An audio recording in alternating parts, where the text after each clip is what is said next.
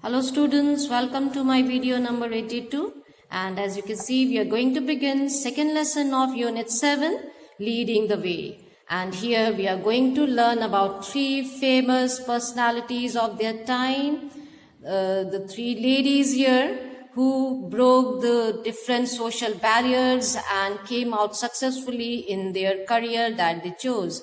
So we are going to learn about them one by one. And here something is written for us, like we know that people often have a particular idea about a certain type of person or thing, but this idea is not always true in reality.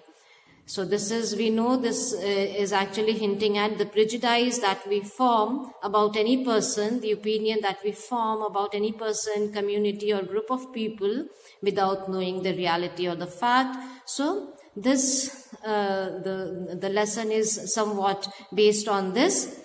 So here it is asking us to share our experience if we had received such kind of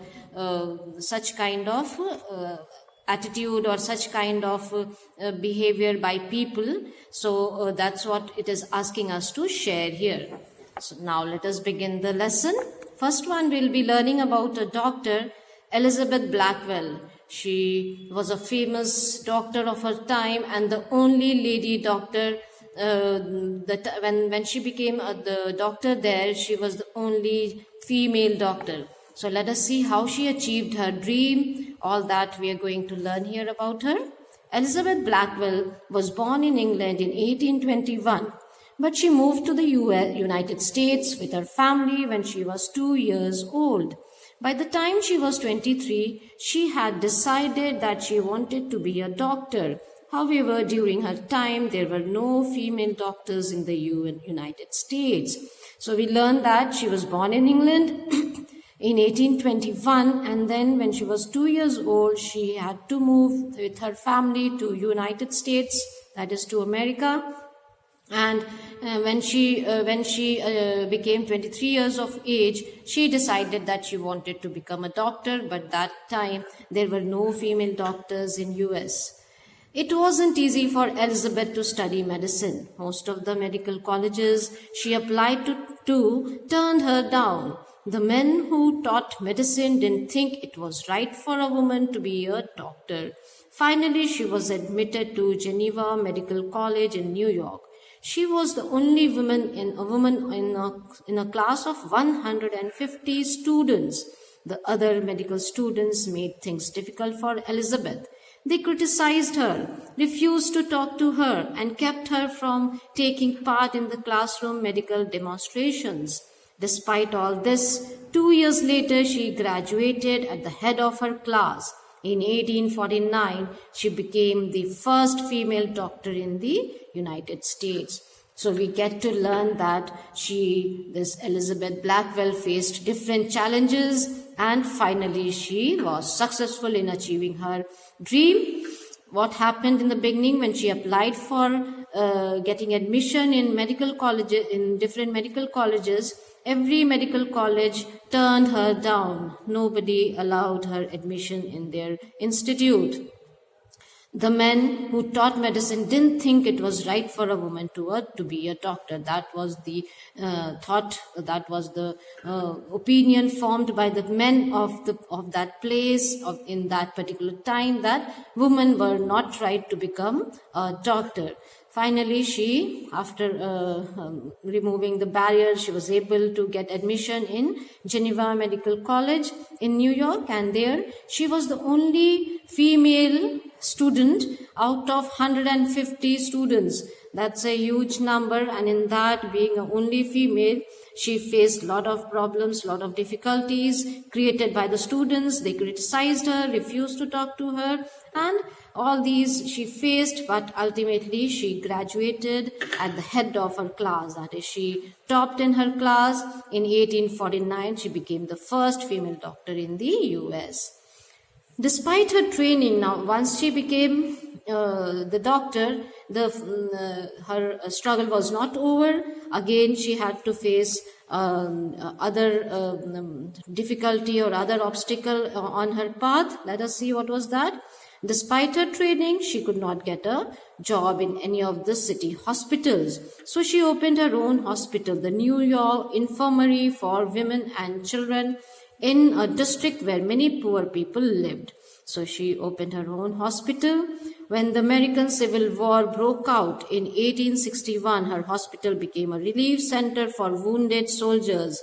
So when she didn't get job in any of the city hospitals, she opened her own hospital, and that hospital became a relief center for the wounded soldiers of American Civil War. She also helped select and train nurses for the war. She established a medical school for women so that other women could become doctors. In 1868, she opened the Women's Medical College, the first of its kind in America. So she removed all the barriers that were coming the way of the women who wanted to take medical as their career.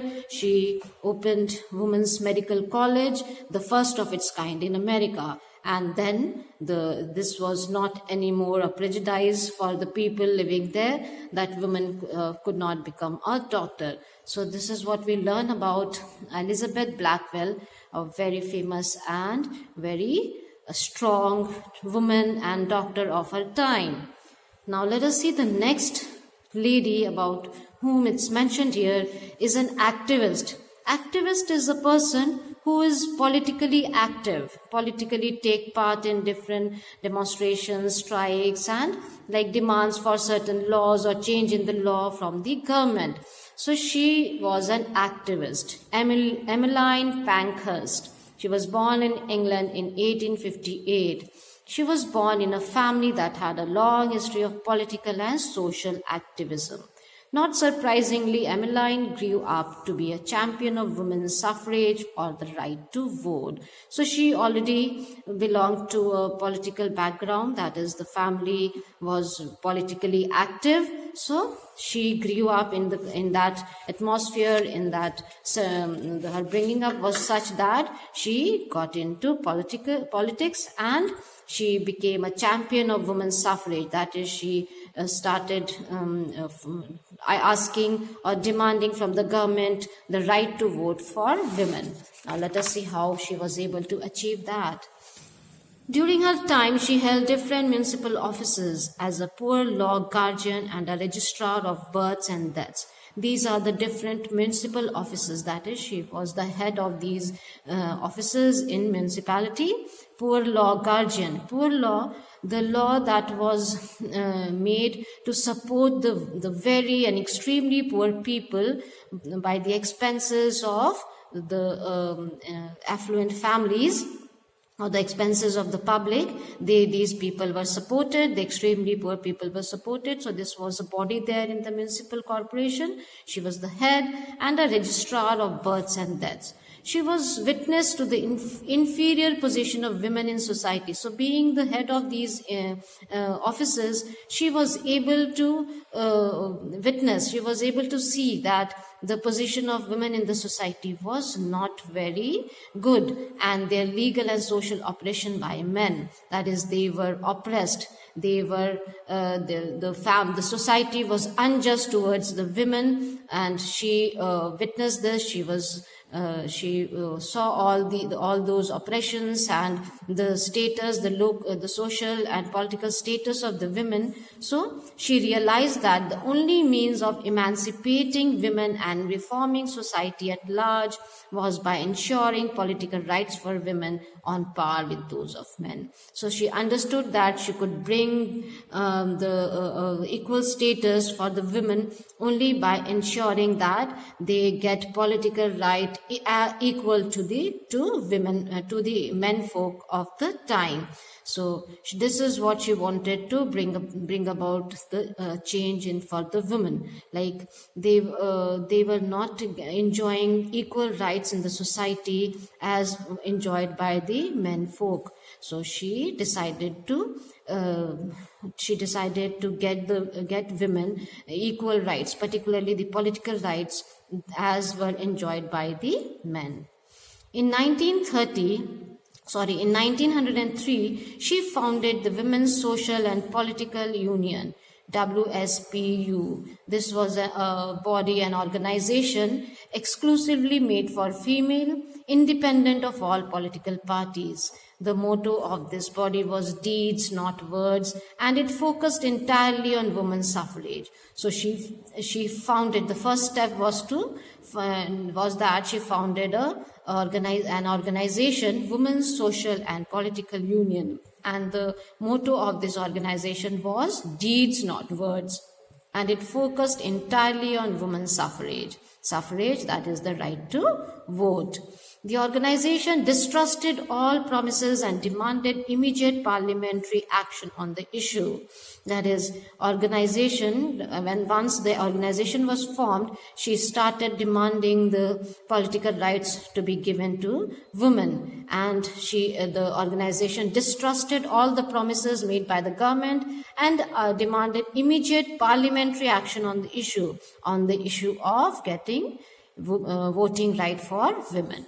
Emmeline and her supporters campaigned against the ruling party's candidates at elections, interrupted meetings of cabinet ministers, and launched hunger strikes, hoping to force the hand of the ruling government on the matter. So they demonstrated different campaigns, different strikes, and many meetings were held, and hunger strikes were held by the supporters of her organization to force the government to intervene and bring about change for women. But the government, more often than not, responded by jailing them. There was no positive response by the government, and so the whole lot, that is the leader along with the other people of her group, they were jailed as a response to their strikes and demonstrations. When the First World War started in 1914, Emmeline called off the suffrage campaign to support the country's war efforts. During the war years, she visited the United States, Canada, and Russia to encourage women to be part of the industrial workforce. Now, when during the First World War, that time she called off. That is, this campaign was stopped. It was stopped at that time, and she started participating in she went to different countries and started encouraging the women to be part of industrial workforce. That is, she started motivating the women folk of United States, Canada, and Russia, encouraging them to take part in industries, that is, to professionally become sound. In 1918, the British government passed a law that gave women over the age of 30 the right to vote. So ultimately, she was able to achieve her goal. In 1918, the British government passed a law that gave women over the age of 30 the right to vote. This was a significant achievement for Emmeline and WSPU. Later, shortly before her death in 1928, just after 10 years, the British Parliament passed the law granting equal voting rights to men and women. So finally, they were able to achieve what was actually wanted by Emmeline, that equal voting rights to women as were given to men. It was in the same year that a woman crossed the Atlantic Ocean in an aeroplane for the first time. This is hinting at the next part of the lesson about whom we're going to learn. Today, the world recognizes Emmeline Pankhurst as one of the most remarkable political and social agitators of the 20th century. So, thinking about the time period to which these ladies, these strong women belonged, we can make out that it is really a remarkable thing to achieve when there are so many constraints and so many restrictions on women, and there were so many the society had not advanced, and technologically also and socially also, but belonging to such time period, they were able to do what they were wanting to do. So this is here we stop now, and we'll continue with the next part of the lesson in my next video.